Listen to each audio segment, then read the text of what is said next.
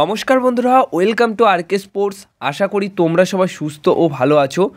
তো আজকে জমজমাট একটা ম্যাচ রয়েছে বিকাল 5টার সময় ওড়িশার এগেনস্টে। ওড়িশার ঘরের মাঠে মোহনবাগান দল আজকে ম্যাচে নামতে চলেছে। এই ম্যাচটা খুবই ইম্পর্ট্যান্ট একটা ম্যাচ। পয়েন্টস টেবিলে গতকাল কিন্তু একটা বড় সড়ো পরিবর্তন হয়েছে, যেখানে 2 নম্বর পজিশনে ছিল মোহনবাগান দল, কিন্তু এখন 3 নম্বরে আছে।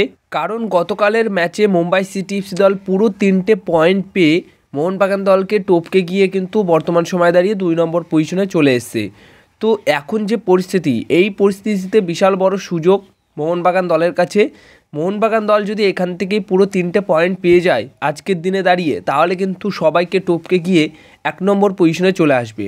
আর এটাই হচ্ছে মোটামুটি আজকে ফাইনাল ম্যাচ। তো এই ম্যাচটা কোনোভাবে জিততেই হবে।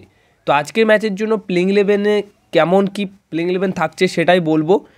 তো দেখো, ফাইনাল প্লেইং ইলেভেনে খুব একটা বেশি পরিবর্তন হবে না, কিন্তু সব মিলিয়ে একটা ভালো শক্তিশালী দল কিন্তু নামাতে চলেছে। তো 3-5-2 ফরমেশনে অবশ্যই ফরমেশন থাকছে, যেখানে গোলকিপারে খেলবেন বিশাল কায়েত। 3 জন সেন্টার ব্যাক পজিশনে শুভাশিস বোস, হেক্টর ইউস্টে এবং আনোয়ার আলী, এই 3 জন থাকবে ব্যাক লাইনে, অর্থাৎ 3 ডিফেন্স। এবার মাঝমাঠে যদি কথা বলি, তাহলে মাঝমাঠে যেখানে জনি কাউকো, অনিরুদ্ধ থাপা এবং অভিষেক সূর্যবংশী, এই 3 জন থাকবে।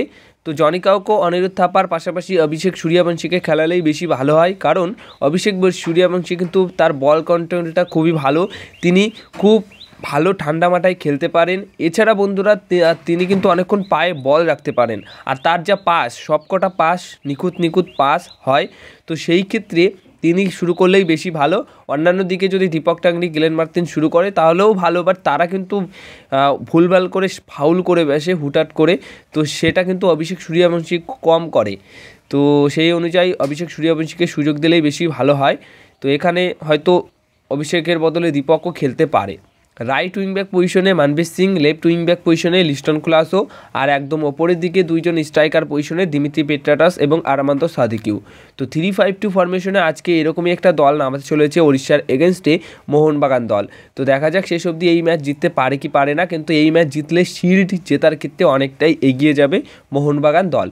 তো খুবই ইম্পর্টেন্ট ম্যাচ। অবশ্যই বিকাল 5টার সময় কিন্তু ম্যাচটা দেখার জন্য তোমরা সবাই তৈরি থেকো।